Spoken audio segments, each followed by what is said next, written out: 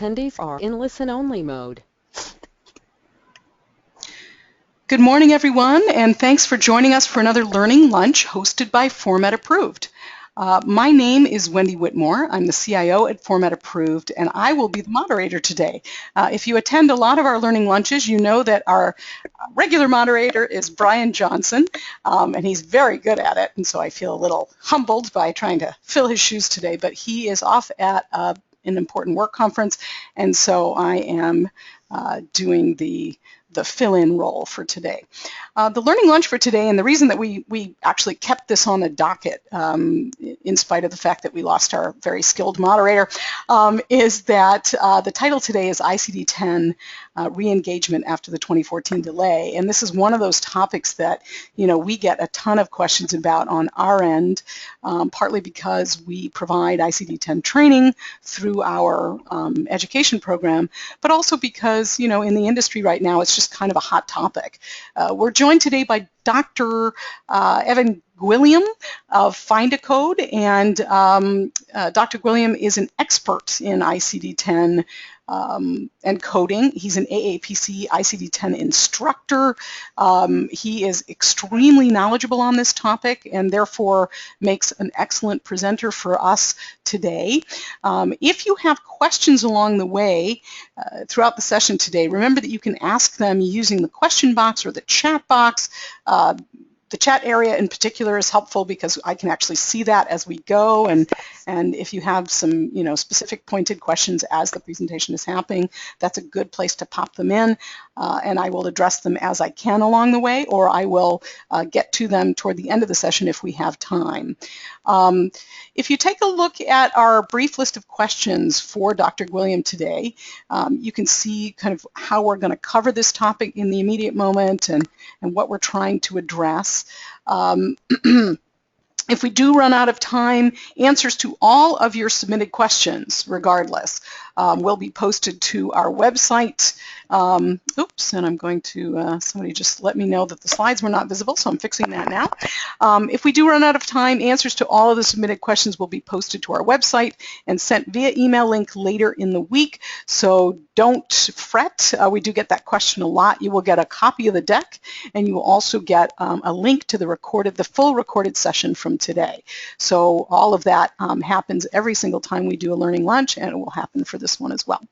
Also remember that all registered attendees will receive an email after the session, not only with those links, but with some additional information regarding other resources that might be relevant to you as it relates to ICD-10. Because we may have limited time, we will assemble all of the audience questions and post answers on the site as well. So just so you know, even if your question doesn't get answered today, you will get an answer to the question regardless. If you want to get a little bit deeper understanding of ICD-10 and you have some need or some professional requirement for training around it, you can come to our training area on our website, and it's easy to reach by going to formattraining.com. The ICD-10 courses there are available for both coders and clinical providers. There are also subspecialty versions of the training available as well. If you do so, you can use a discount code from the Learning Lunch today called Format Learning that will apply a discount as a benefit of our relationship with the Instacode folks and Dr. Gwilliam today. And that is the bulk of our introduction to this session. So I think we'll just get started. It looks like we've got a pretty good audience that has already assembled in the attendee group, so thank you all very much for joining us. And welcome, Dr. Gwilliam. Thanks for talking with us today about this important topic. Well, it's always fun to be here and chat with you folks. Thanks, Wendy, for having me here. Absolutely. And, before we even get started, with our very specific questions, you had mentioned in our little pre-session that you have some interesting insights about what's happening in the industry right now. So I want to make sure that as we go along today, you kind of feel free to pipe up and share some of that for us as well. I will pipe up plenty. No worries. Great. So obviously the reason that we're running this session today is that we had a delay. Everybody knows that, right? We had a big, fat, annoying, consequential delay last year. Why was that? Why was that happening? How did that happen?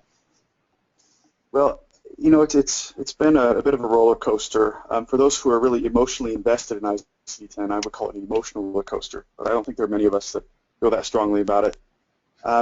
Just so you know, my role in the industry is I travel pretty much every week right now, and a lot of weeks last year, and I do training, and I show up and teach seminars on ICD-10.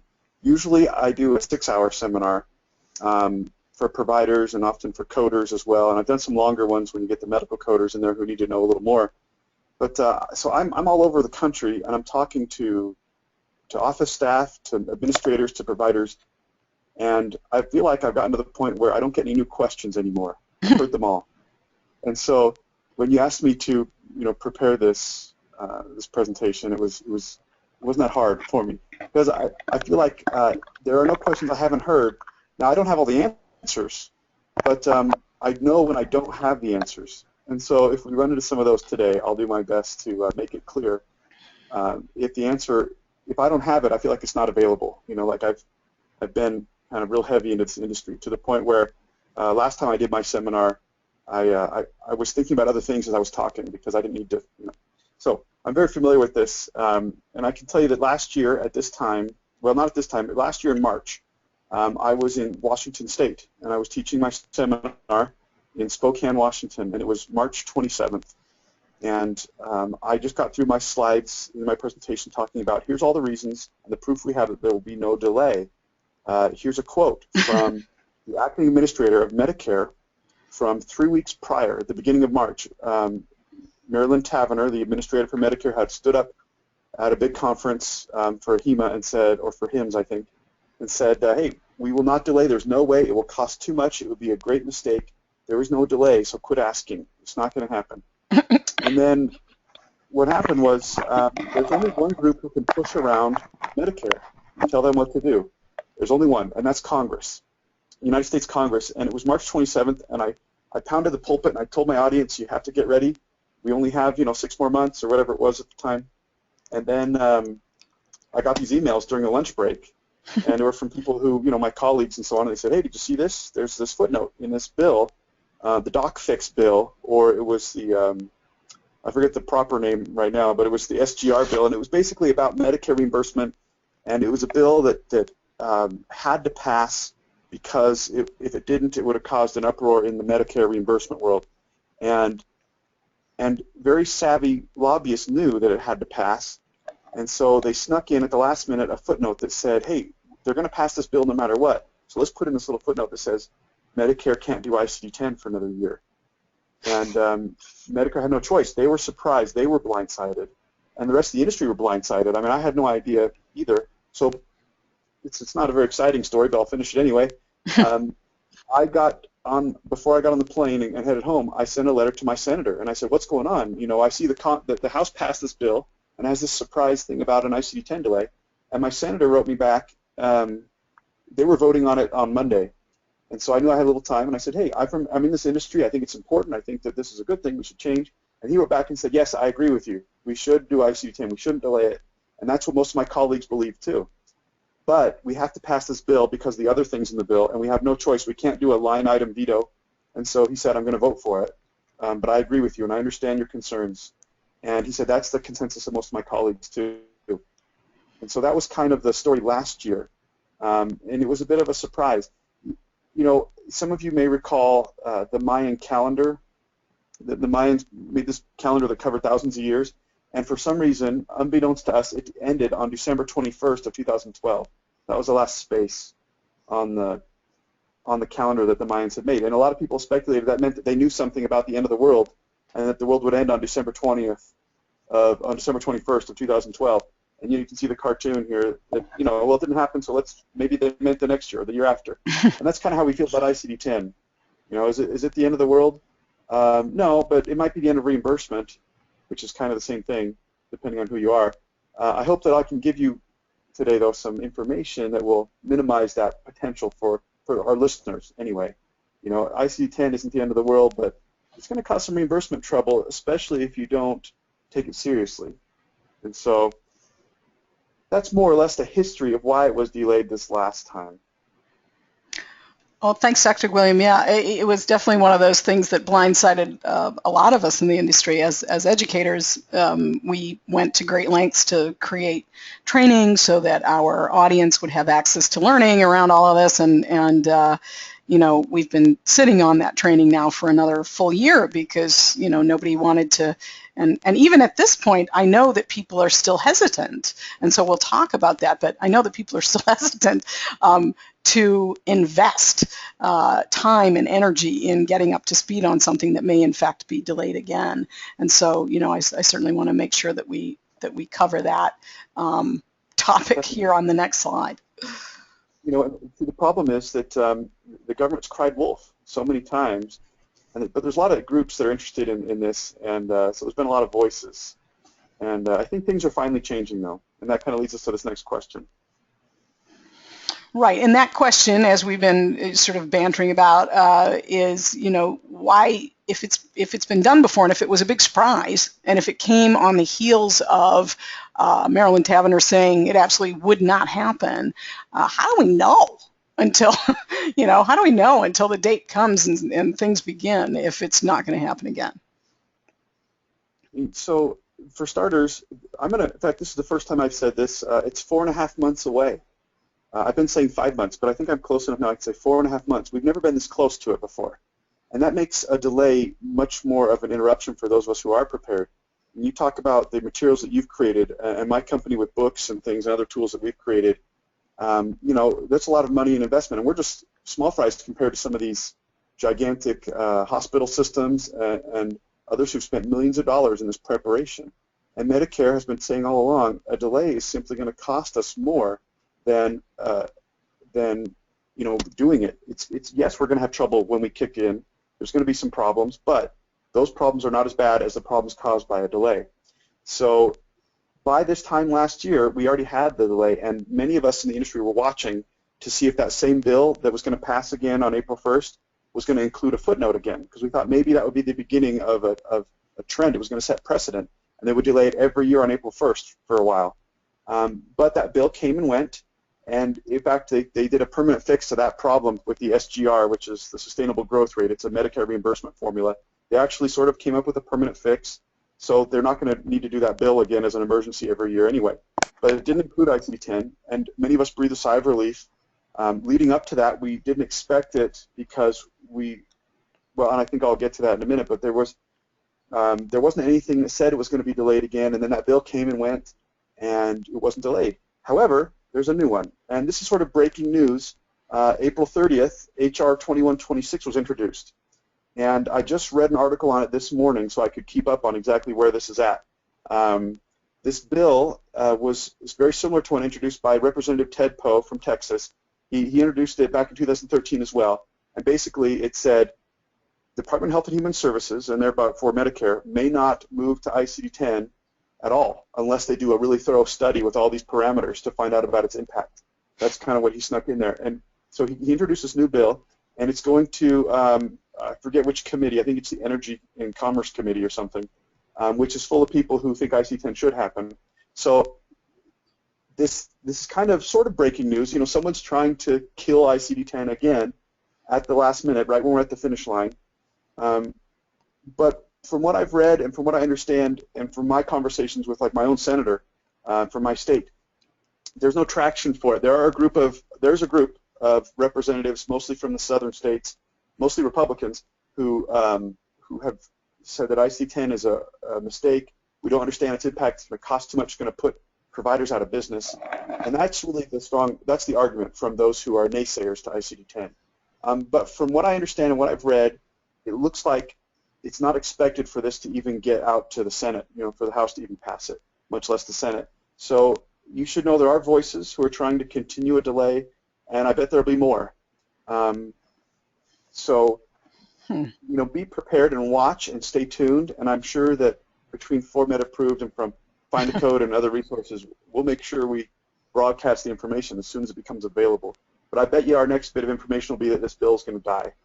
I really don't expect it to get any traction based on what I know of the industry and the voices in the political world too.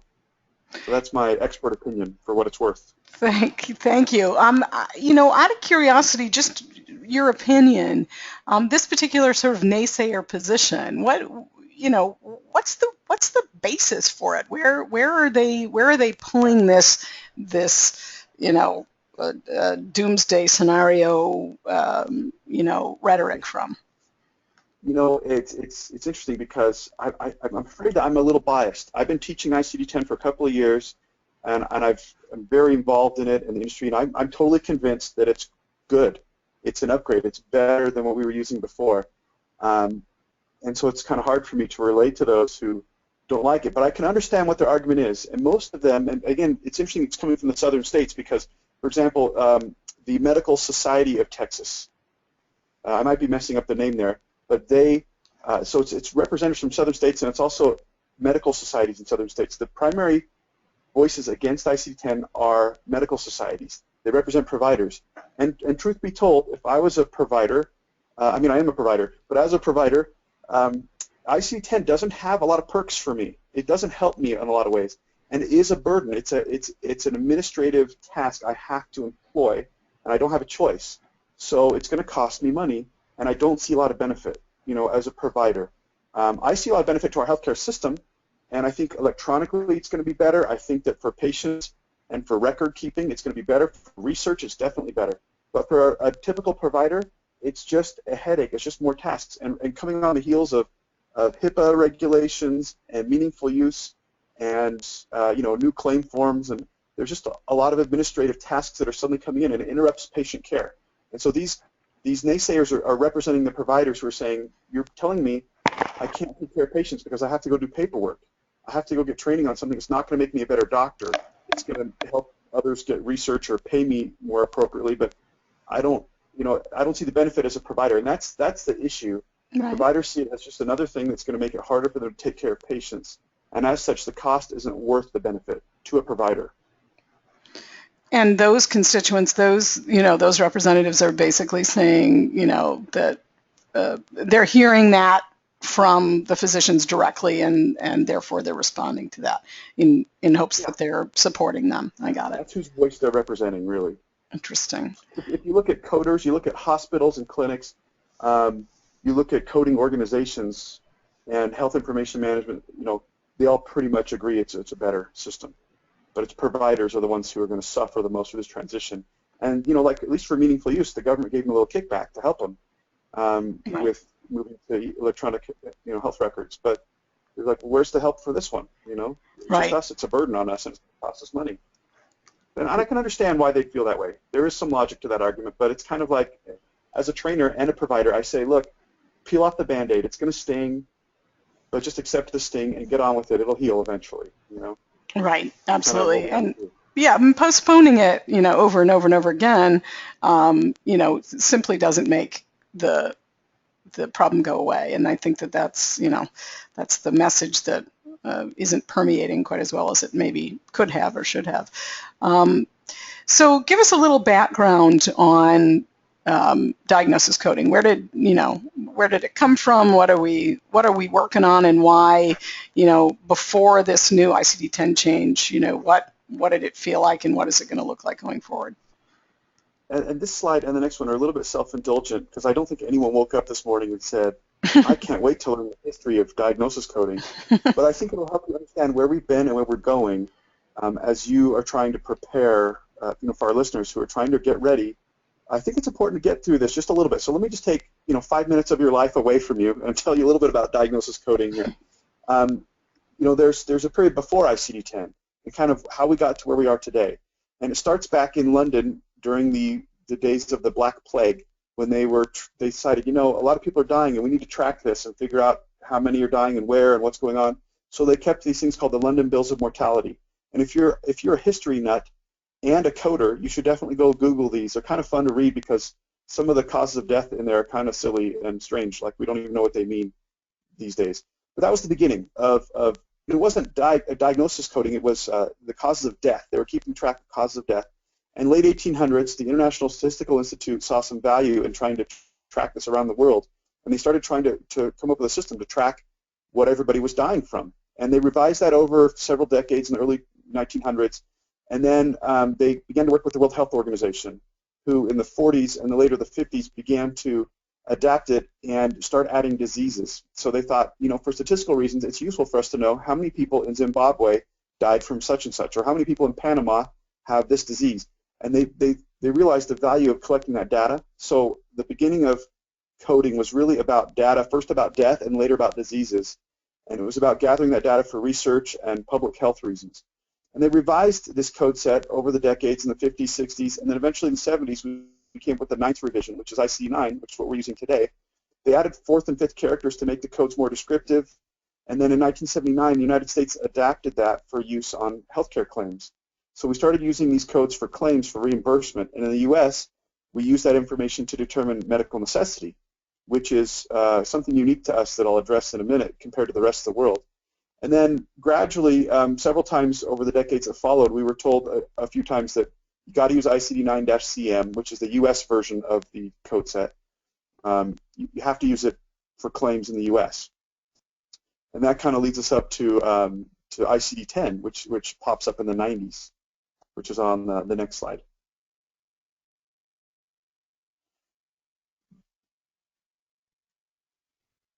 So if you would, please I think on the next slide. I did. I rolled it. It just looks similar. Sorry. So, and I'll just continue here for a moment to give you the rest of the timeline. So ICD-10 was ready to go in the United States in 1994. And it was provided to us by the National Center for Health Statistics, which is part of the CDC, which is the part of the Department of Health and Human Services. So the U.S. government gave us this U.S. version of ICD-10, which is the CM. And then the UK adopted ICD-10, shortly thereafter. If you see in '98, Australia adapted and created their own ICD-10 code set. In 2000, Germany adopted it. 2001, Canada, and France somewhere right in there too. So, and the rest of the developed nations in the world adopted it and modified it for their own use. Please note that back in '96, when HIPAA was passed, it's the HIPAA law that's enforcing this on us, which is an important footnote because certain groups are not do not qualify as covered entities under HIPAA, and they may not have to go to ICD-10. It's not enforced on them. That's personal injury carriers as well as workers' comp. And so I tell people I'm training to contact personal injury if they do business with them or workers' comp and ask them what their plans are. I can tell you actually yesterday that one of my colleagues contacted State Farm Insurance, and after talking to 3 or 4 people, finally found out that State Farm officially says that they will use ICD-10 as of October 1st. So I fully expect that everyone will jump on board, but just know that it's only those who are HIPAA entities at this point. So as we get closer, in the 2000s, there was testing, and there were groups that made sure it was working and looked at it, and HEMA and the American Hospital Association both said, it's going to work, we should do it. And the National Center for Health Statistics said, yeah, okay, it's been a decade now, let's do this. And finally, in 2008, 15 years later, we got around to it, and the government said, okay, we think we should do it in 2011. And then in 2009, they came up with the final rule and said, actually, let's go to 2013, let's wait a little longer. And then in 2012, HHS told us, let's go another year, let's go to 2014. And as I mentioned earlier, in 2014, we had the Protecting Access to Medicare Act, or the SGR Doc Fix bill, that delayed implementation another year, till October 1st of 2015, which is where we are now. And so finally this year, here's a direct quote from Medicare. They say, we mean it this time, for sure, probably. Okay, and that's not really a direct quote, but I like to put words in their mouth and say, people ask me, how sure are you? And I'm like, I'm pretty darn sure. I am. It's definitely going to happen this year, maybe. Definitely maybe is my answer. And really, I'm 95% sure. That's where I'm at, that it's going to happen. Well, that's good to know because, as we all start to prepare, it's, somebody who's keeping their thumb on the pulse of the industry, has some good confidences. But I imagine we will all be still, to some degree, as you are, not 100% convinced. So, just to, 5%, go ahead. 5% allows me to be right, if it gets delayed. Right, exactly. Going from 9 to 10, give us a little, your expert opinion as to why this is an important transition regardless of some of the pushback. If I was asked to testify in front of Congress about why it's important, here's what I would compare it to a refrigerator. By the way, there were hearings in February this year where they had testimonies, and there were some that stood in front of Congress, and they had actually 7 different experts from various fields within healthcare. And of those, 6 of them said, let's do it this year. I support it. And 1 said, no, let's delay it or kill it or something. So, again, back then that was kind of a reassurance to those of us in the industry that it was going to happen. So some of you may have a refrigerator that you purchased back in the 70s, late 70s, all right, and it may still work. And that refrigerator, maybe it's out in your garage right now, and it's where you keep your alcoholic beverages. Just, as a suggestion, or your latest kill from your hunting trip. If you bought a refrigerator back in the late 70s, I bet it looks like the one you see here. It's not very stylish. They used interesting color schemes. It may have some rust spots on it now. I bet the seal doesn't work that great. And the compressor may be ineffective and inefficient, meaning your energy bills are kind of higher because the older fridge has older technology.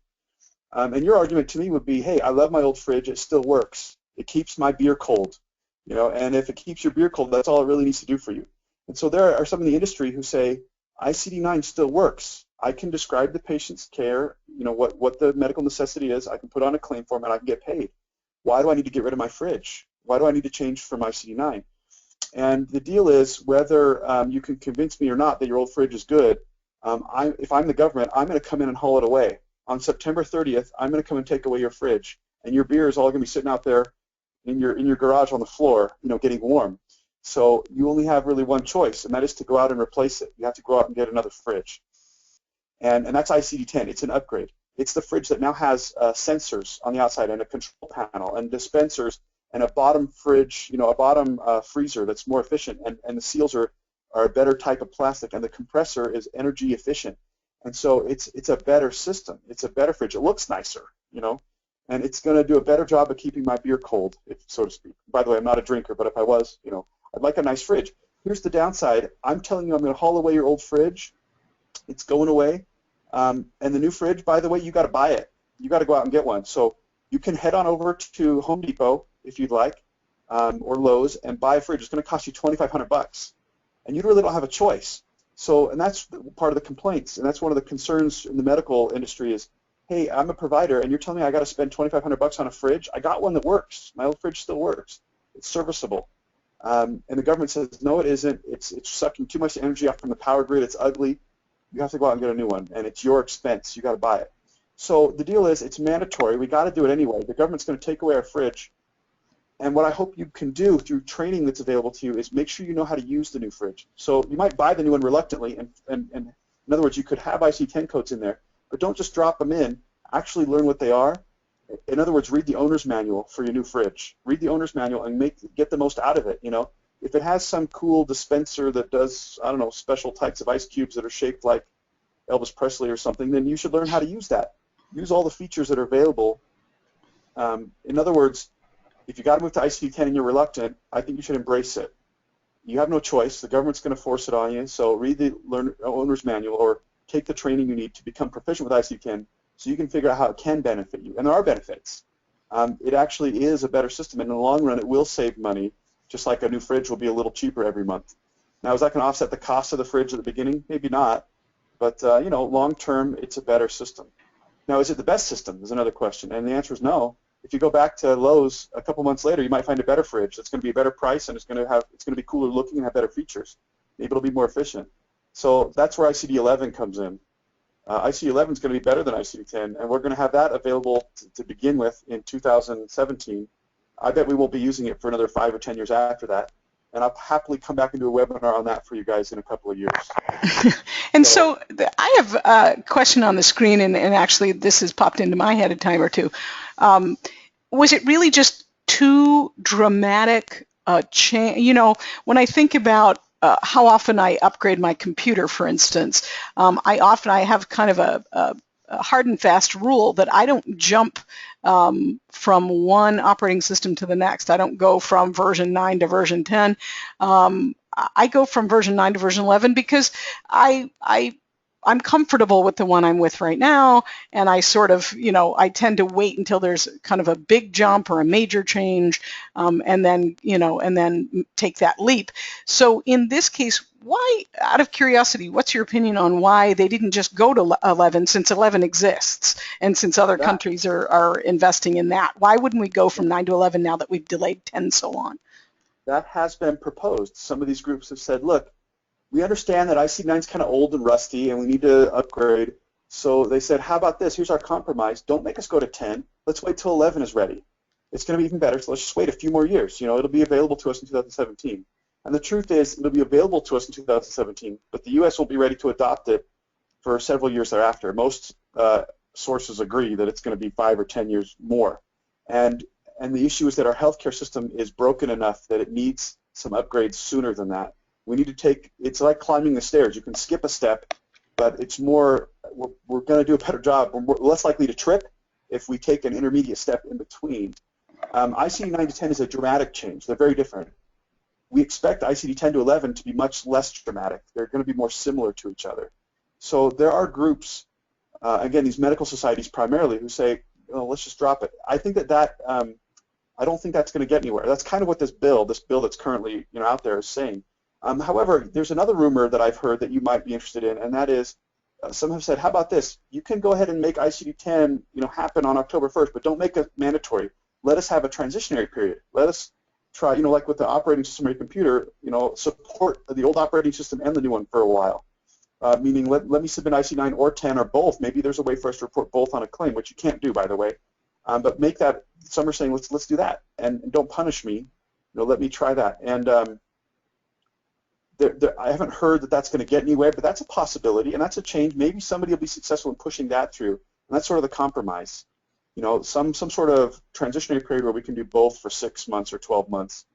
There have even been some big groups who have said, don't punish me. If, let's say I'm a big hospital and I get $1 million a month from Medicare, $1 million, let me still get $1 million a month regardless. So take my claims and you can deny them or whatever, or have them, there's errors, but still pay me as much as you always pay me, and then we'll sort it out after the fact. So some groups have pushed for the sort of prospective payment system, which is another way to kind of minimize the damage, but I don't think that's going to work either. I don't think Medicare would go for that.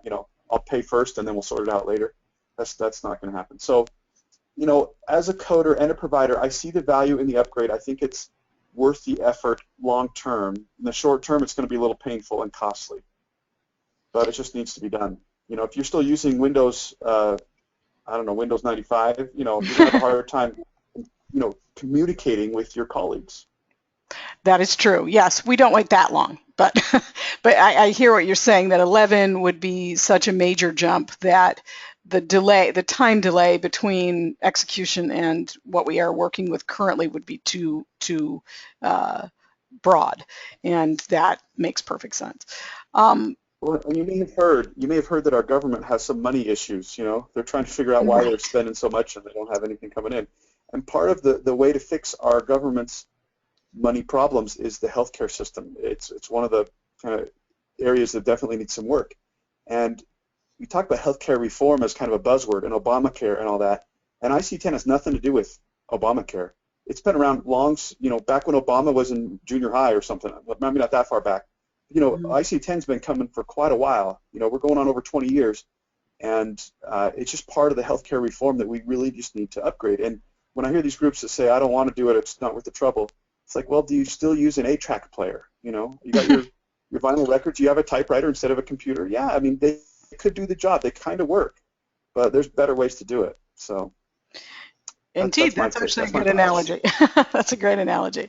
All right, this is a bizarre slide. Are there any other changes that people need to know about in this transition? So if you've looked at the code set, you know that there are 21 chapters in ICD-10. Each one is a different body system or condition. This is a proposed chapter 22 that I think might happen, maybe, probably not, but I think you should know about it anyway. And that is Chapter 22, Injuries Due to Zombie-Related Encounters. So if you look down the short list that I've included on the slide, you've got allergic reactions to zombies and infections caused by zombies and lists of different body parts, but I like the ones at the bottom, and that is nausea caused by zombies. You've got nausea caused by zombie stench, zombie appearance, and my favorite is nausea caused by neighbors massacred by zombies, and so on. So, some people argue that the code set is ridiculous, and there's codes that are overkill, and they have no value because there's too much. And frankly, you know what, there are some that are just plain silly. But by the way, these are not real codes. In case some of you are concerned, some of our listeners are like, "Whoa, this is crazy." If you, I don't know if you can see the fine print at the bottom of your slide, but this is an April Fool's joke that Find-A-Code does every year. This was the 2013 codes we proposed, and every year we send out an April Fool's code set to add to ICD-10 that is more ridiculous than the last. This year it was injuries related to paranormal encounters. So we have about 6 or 7 pages of codes for things like injury due to ectoplasm and being chased by ghosts and things like that. So if you're interested and you want to get behind this movement out there to try to add these to the code set, go to findacode.com/AprilFools and you'll find all the fun ones that we've come up with. We're kind of nerds and we're a little bored over there. So anyway. You don't need to worry about those things. I threw that in there just to try to help lighten the mood a little if some of you are getting kind of down about this whole ICD-10 thing. Well, thank you. That was very entertaining. And so going forward, obviously, as we get a little closer, you said 4.5 months, as we get a little closer, what can practitioners and coders and industry professionals, focused in this area, what can they be doing to kind of work toward it with this kind of time frame ahead?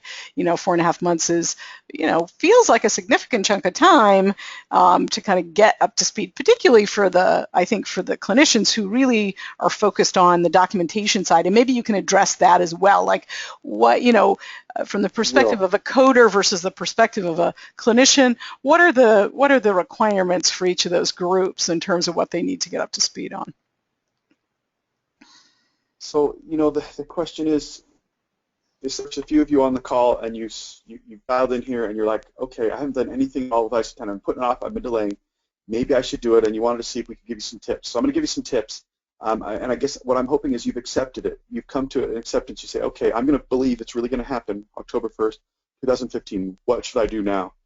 And this is really what my seminars are all about. And so I'm going to try to give you a 6-hour seminar in the next 10 minutes here. What do I do? How can I get ready for this, especially if I've done nothing? So some of you have done something and probably already are fairly well-versed or you know what to expect, but many of you maybe have done not a thing, and you don't even know how to spell ICD-10. You don't know what it is until now. This is the first introduction you've had to it. So I'm going to say that the first thing you have to do is review the basics. Reviewing the basics can be done a number of ways. There's lots of resources out there now. One of the advantages of the delay is that more training has become available. And so one of the suggestions I have is to get the book. And so, Instacode, we've produced a number of specialty-based ICD-10 books, and it includes abbreviated code lists, but also about 70 pages of here's all you need to know to become proficient with ICD-10. So we've included all the instruction that we think you need for those who are book people. And then the rest of the book is the list of codes itself and a bunch of tools to help you find the right codes. So that's one place you can get the basics. Okay, and I'll throw a coupon code at you at the end here. But here's what I suggest, what I do in my trainings. I tell people, once you've got the basics down and you feel like you know it, and if you already know it, great. If you don't, then get the book or something like it and learn the basics. Then 20 minutes a week. So if you'll allow me to do another parallel, I'm going to go beyond the refrigerator this time. I'm going to talk about speaking French. All right. If I suddenly picked up your practice or your business and I dropped you into the middle of Paris, France, and I said, from now on, you need to do business here in France, you would probably have to learn to speak French. You're not, people in France are prideful, and they are proud of their language and their culture. And they might know English, but they're not going to speak English to you. They want you to learn their language since you live in their country. And that's kind of what ICD-10 is. It's like taking away our language or dropping your clinic into the middle of a new country. Now, you can use translators. You can hire someone that you can use as a translator, but I think everyone involved needs to learn to speak French, and that includes the provider, it includes the coder, it includes the billing staff, the front desk people, because everyone coming into your office speaks French, and everyone you interact with speaks French. And so I believe that it's valuable for these groups, everyone in the healthcare profession in your office, to get together for 20 minutes a week and learn to speak French. You can't speak French in a 1-hour webinar. I can't teach you how to speak another language, or even a weekend seminar. That's not how it works. You have to study the language and practice it every week until you go to France, and then you'll be more proficient. So in order for you to become proficient in this language, what I suggest is you carve out some time regularly. Don't do a seminar and then ignore it until September 28th or 30th. You need to work on it a little at a time. So I'll give you some suggestions of what you can do a little at a time. You can find, and here's a free thing you can do.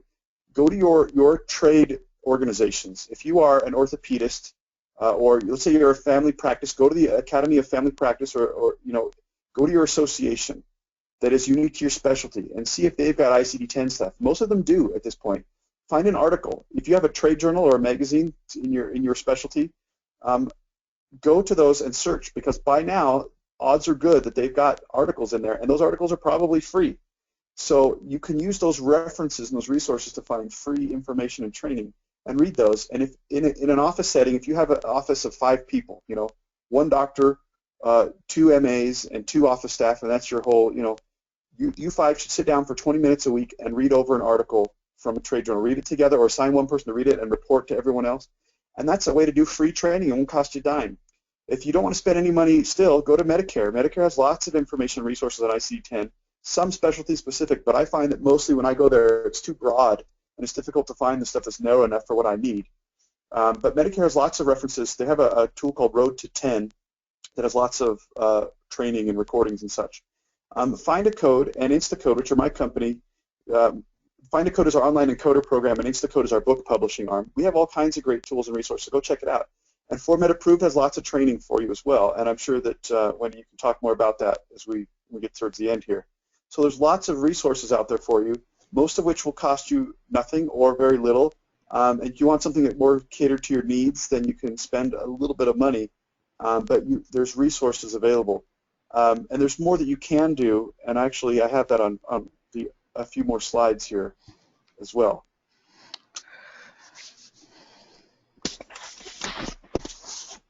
So, what else can you do?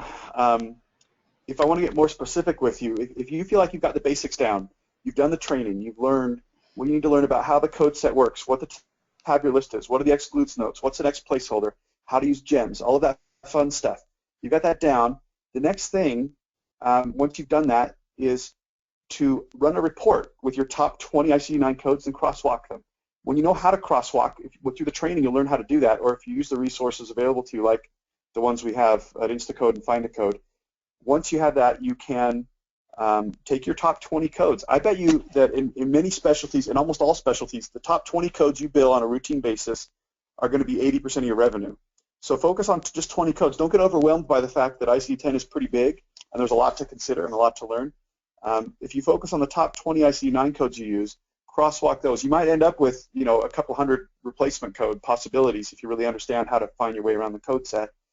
But if you crosswalk them, you can start to get familiar with what you need. And take this a step further. If I'm the provider and I want to become more proficient, not just know what the codes are, but the providers really need to figure out how to document for these codes. So here's what I suggest. And I have a whole strategy in another program we could maybe do another time that outlines how to do this. But you can take a patient file. Take the last patient you saw, and let's say it's a patient who came in with some diabetes complications, right? Crosswalk the codes. Look at your ICD-9 code, 25000 for diabetes. Crosswalk it over to ICD-10. Look at all the options and possibilities. And then the provider can look at what these new codes are and try to figure out what they say and what they mean based on what each character represents. What's the 6th character? What's the 5th? Are there placeholders? Is there 7th? There aren't for diabetes, but is there 7th character? What does it mean? Identify that. Then look at all the excludes notes and the guideline on the tabular list. Is there inclusions? Is there exclusions? Is there alternative wording? Is there excludes 1 and 2? And once you find out all that information and you've decided which ICD-10 code could replace your ICD-9, go back and look at your old note. If your old note does support the information needed for the new codes, then you're good to go. But if it includes details that you didn't report before because the new codes have greater detail, then rewrite a note, make a fake note, a practice note that actually includes that detail. And then your task is to do this for practice with at least one case per week until October 1st. And I bet if you do that, you'll hit the top 20 cases that you see, the top type of diagnoses you use. And then the next time a patient comes in with diabetes or whatever the condition is that you've redocumented, use those new features, those new details that you learned to document in your practice case for a real patient. Document the details and the words the codes require in order for a coder to have an easy time of selecting the code. And the idea with this approach is that when October 1st hits, then you don't have to do anything new. You already learned gradually, you learned how to speak French gradually leading up to October 1st, or you learn the ICD-10 codes and how to document for them with practice cases leading up to the implementation date. And if you do that, providers don't have to suddenly spend more time or do extra work on October 1st, which, by the way, is a Thursday. So you talked about, Wendy, about skipping, operating systems, waiting for the next one. Here's a suggestion I have. You guys can take it if you want or not, but just think about this. October 1st is a Thursday this year. So maybe send in all your claims on September 30th, which is a Wednesday, and then take a long weekend. Go to the beach, take a few days off.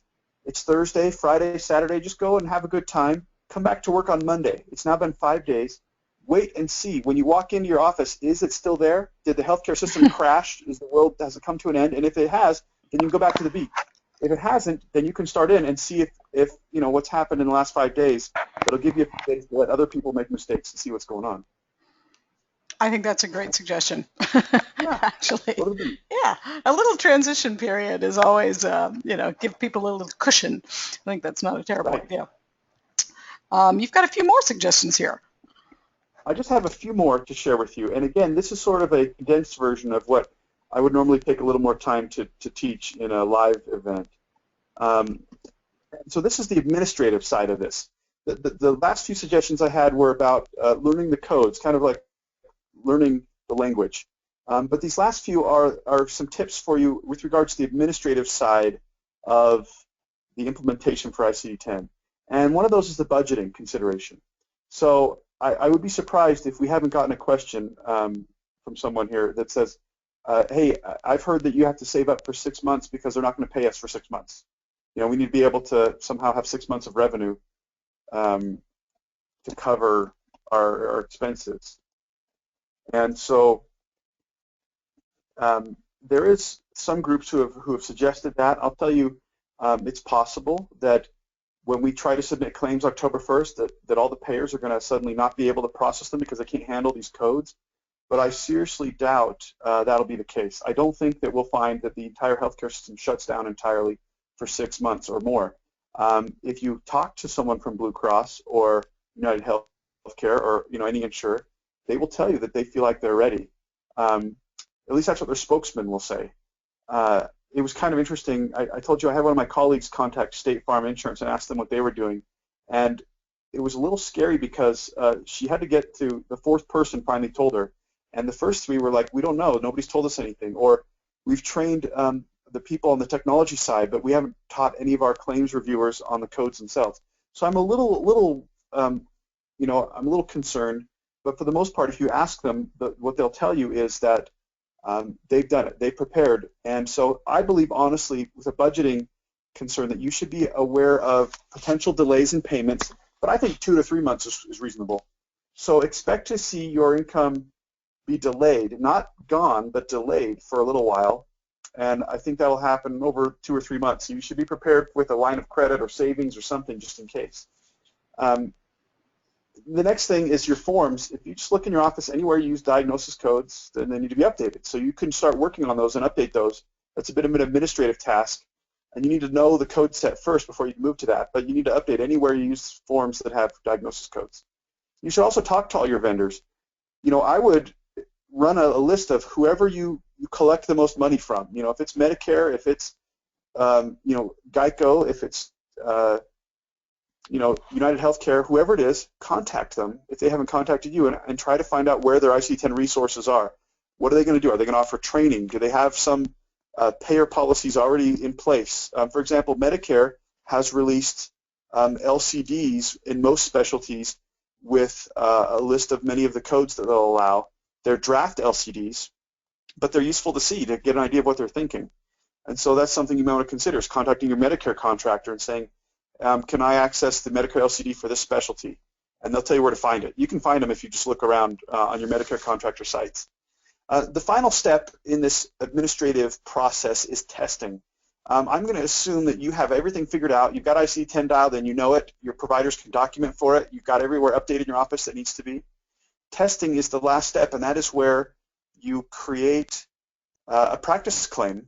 And that practice claim has ICD-10 codes on it. Your software is capable of that. Your clearinghouse can process that and take it and pass it along to a payer who's expecting a practice or a test claim. And the payer will then look at that, and then the payer will in turn send back a report or remittance to you that says, hey, good job, the test worked, everything looked fine. If this was a real claim, we would have processed it and paid. That is the final step in this process, and you really need to be there by summer, by the end of summer, August, September. Medicare is doing limited testing. I believe that I just saw an announcement, I think it was yesterday, that they're accepting more applications to do their next testing period. They're only allowing about 850 providers, so it's a pretty small group, but at the same time, look into that. Maybe contact your Medicare contractor and ask them, hey, I want to do testing. I want to submit some practice claims. How do I do it? And they'll get you set up to do it. If you can do test claims and get those back, then you've done everything you can. That is as ready as you can be. And if you have gone through that step, I think that you are you're as ready as possible. The final and most important step I have is remember that coding is fun, so you should enjoy it. So have fun with this whole process. Right? Don't be frightened about it. Yes, coding is so fun. I think for coders it can sometimes be fun.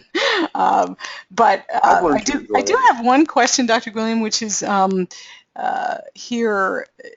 Are there any provisions that you know of in this transition period that will ask for the clinicians to code in the ICD-9 format and the ICD-10 format as they submit some of these new claims in the early parts of this transition? So the official rule right now is no. Okay. Officially, there is a drop-dead date of October 1st, and for every date of service that occurs before that date, you need to use ICD-9 codes.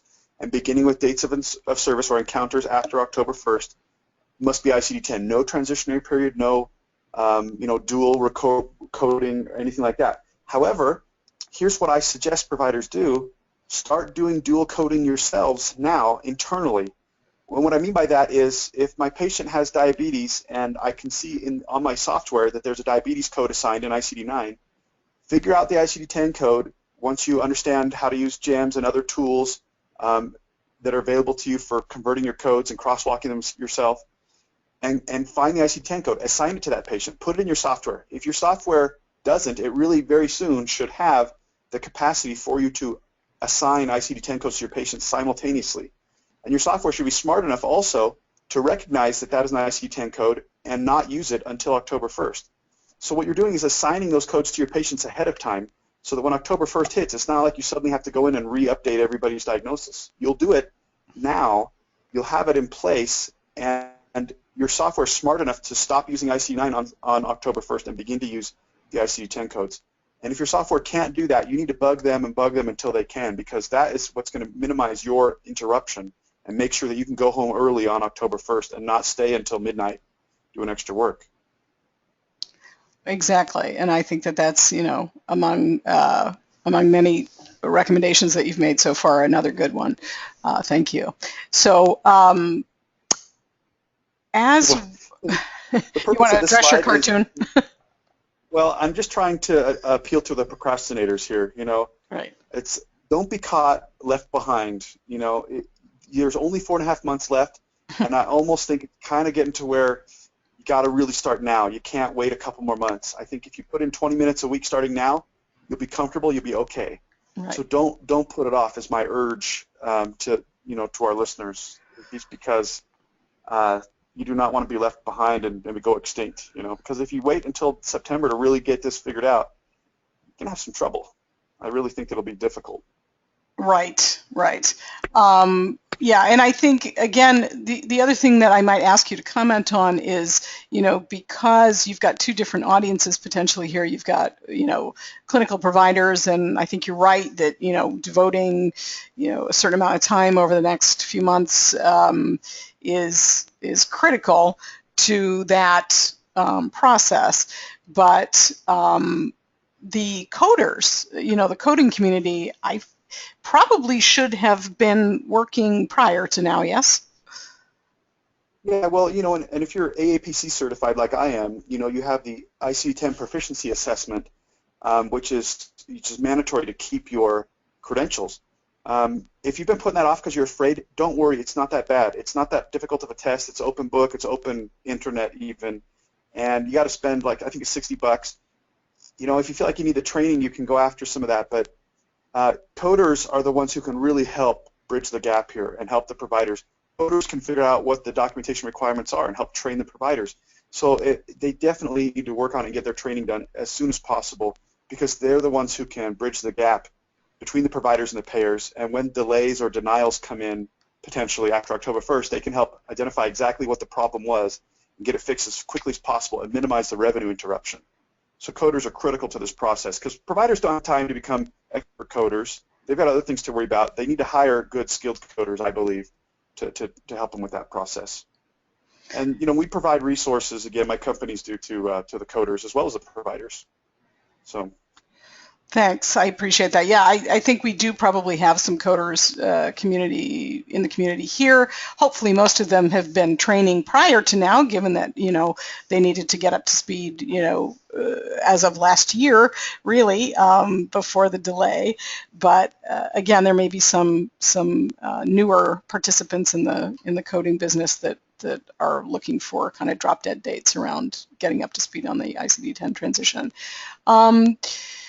Well, thank you very much, Dr. Gwilliam. If you have, any other questions for Dr. Gwilliam on the topic of ICD-10, we encourage you to submit them via the chat box, via the question box. We will address those in our follow-up email after the session. Because we have limited time, we are going to assemble all of the audience questions that we have so far, post those answers on the site with links, delivered via email later in the week. Remember that all registered attendees will receive an email with links to both the slides and the video recording of this entire session. And we really appreciate your commentary, Dr. Gwilliam, and your expertise. Obviously, this is one of those topics that keeps popping up in our question bank here at Format Approved on a regular basis, and so we are mindful of it for our audience, for the purposes of our audience. Findacode has some ICD-10 books that they are providing to various specialties. And how many specialties are you guys covering? I can't remember. We have 24 different specialties that we've developed, ICD-10 books just for those specialties.